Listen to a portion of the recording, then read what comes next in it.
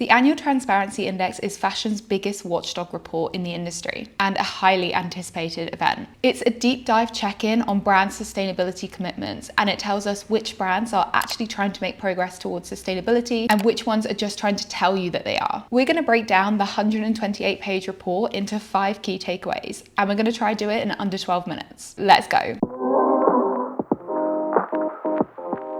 Before we get into the video, welcome back to my channel, or welcome if you're new here. My name's Katie. I talk about sustainable fashion, industry insights and advice. So if that sounds good to you, then hit the subscribe button. If you have the time and you want to go nerd out on all the statistics in the report, then I highly recommend reading it. But what I want to do is go further than just telling you the statistics from the report and really break down the analysis of what they mean. So let's get into the first takeaway. Fashion is on track to miss the 1.5 degree target from the Paris commitments by 50%. This is largely due to the current dependence on fossil fuels in the industry. From their reliance on synthetic clothing like polyester, to the energy powering the factories where those clothes are made, to the planes flying them across the world. Despite it being common knowledge that all industries need to move away from fossil fuels in order to reach this 1.5 degree target, nearly a quarter of the brands in the survey disclose no decarbonisation efforts. Now, that isn't to say they don't have any, but the fact that they're not shouting about them says a lot. More than half the brands in the survey also showed no progress on their climate commitments. And Scope 3 emissions are going up across the board. If you don't know what Scope 3 means, it's indirect emissions that the brand has no direct control over, but indirectly influences, like carbon produced by supplier factories. The report clearly shows that although it's a widely known fact that fashion is too reliant on fossil fuels, brands are not serious about decarbonising and moving towards a greener future. In fact, the report predicts that by 2030, almost 3/4 of our clothes will be made by fossil fuels. That number's going up, not down. The report directly calls on brands to promise 2% of their global revenue to phasing away from fossil fuels, which is a very small ask in the grand scheme of things. Key takeaway 2 is fashion is still on step 1 of their sustainability journey, and they're not doing enough to move up. Transparency is the literal first step towards making any progress, but fashion is still annoyingly opaque. Almost 90% of brands in this report don't tell us how many clothes they produce. That number should be common knowledge. We can't do anything without transparency.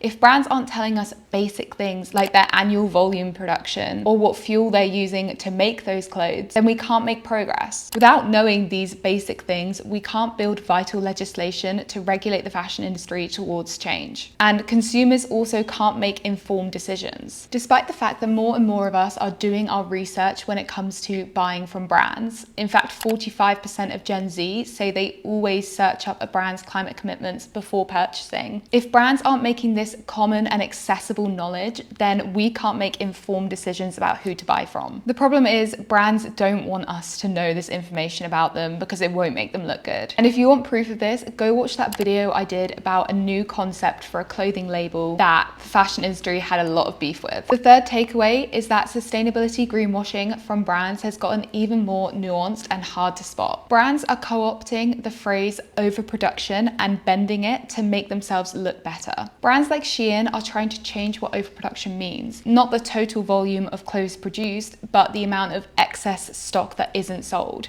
And by that measure, they're saying that they're sustainable because their made-to-order model means that not a lot of clothing goes unsold. But this is misinformation. Overproduction refers to the total amount of clothing produced by the fashion industry or by a particular brand.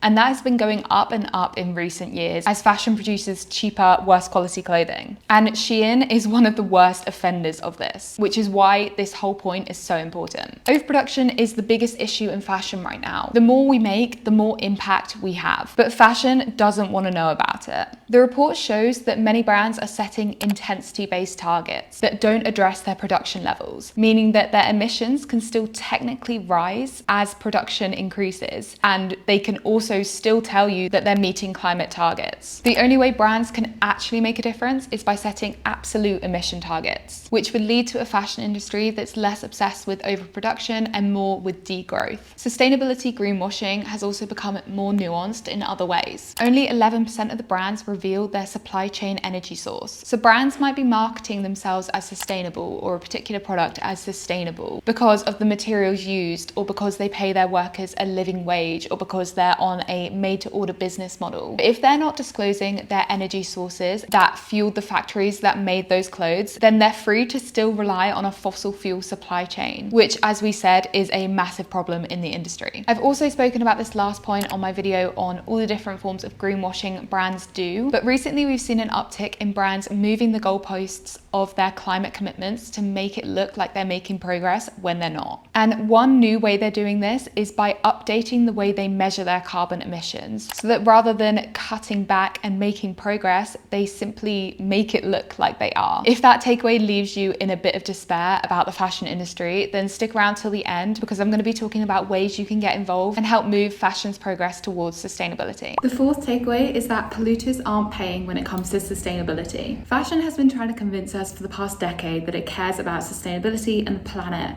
but its business model and its actions don't reflect that at all. How do we know this is the case? Well, CEOs and executives are still rewarded for a good job done, i.e. the company has grown a lot and sold more via stock options, which means that the more they grow the company, the more they directly personally benefit. Obviously, you can see how, if this is the case, sustainability and pretty much everything else would come second to growth of the company. The most recent and most exaggerated example of this is Nike cutting sustainability jobs to improve short-term profits. But you can bet that this is happening even more frequently, maybe in less ostentatious ways, across fashion. Another way that brands have been trying to convince us they care about sustainability is by saying they're investing in their supply chains and bringing greener energy, but really what they're doing is financing their suppliers to do that themselves, meaning that they're expecting the suppliers to pay them back when they can. For the brand, this means that they're not really putting any money towards a sustainable fashion industry, but that they also get all of the credit for doing it. Despite the fact that suppliers are literally on the front lines of climate change and also one of the most polluting areas of fashion, and therefore the best target for increasing sustainability, suppliers often aren't brought into the conversation when brands talk about their sustainability commitments, meaning that brands are missing key solutions that only they could offer. Before we get into the last takeaway, I want to do a case study on a brand that scored 0 in the report. It's pretty hard to score 0, I think. I mean, in this day and age, scoring 0 really is a mark of shame. But Tom Ford, which is a luxury brand, managed to do it. The thing is, earlier in the year, the brand won a sustainability award. The award was given for their work towards eliminating single-use plastics, but the fact that this made headlines and Tom Ford can call itself a award-winning climate activist brand is insane, given what Fashion Revolution have uncovered about their sustainability practices. I had a look at Tom Ford's website searching for their sustainability commitments to look at myself, but all I could find was this tiny paragraph on the page. I also saw an interview with the designer, Tom Ford himself, where he claimed that all of Tom Ford's products are sustainable because they're timeless. They're not meant to be thrown away. And just breaking that down for a second, you can really see the greenwashing. I mean, yes, longevity of products is a really important factor to consider when it comes to sustainability, but so is the materials they're made out of,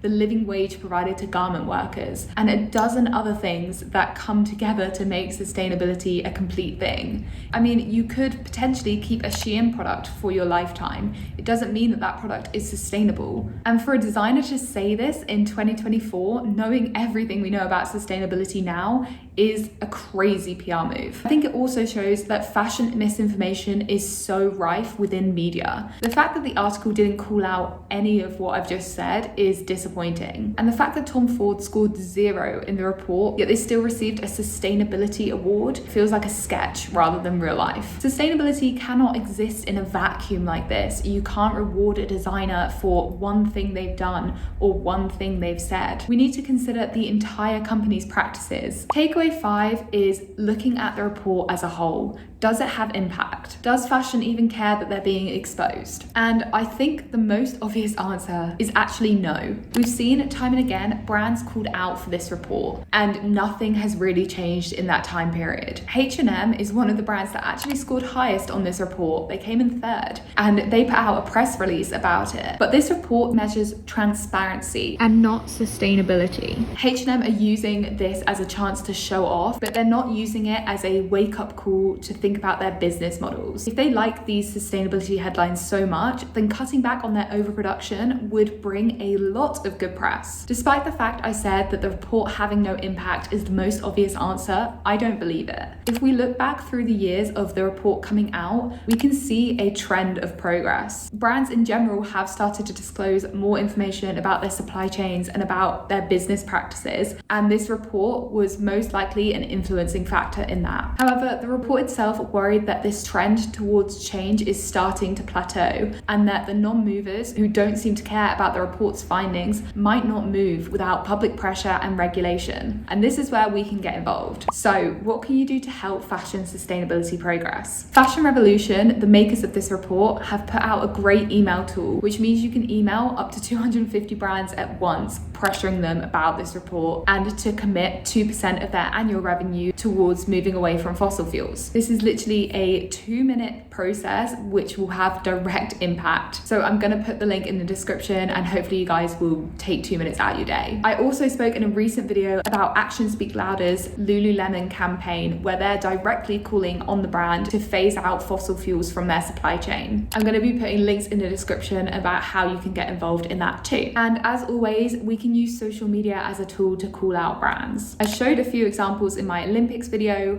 but also Fashion Revolution is asking us to comment on brands' posts with the hashtag don't be fuelish, which again is their call to action to phase out fossil fuels. Even if you just do one of these actions and do the easiest one, which is the email tool, you can help call out brands and hopefully move them towards a greener future. Anyway, I think we've gone through all of the key points I took away from this report. As I said, it's really good reading, so if you have time, go ahead and read it through. And thank you guys so much for watching this video. I hope you enjoyed it. I'll speak to you really soon, and have a lovely day. Bye.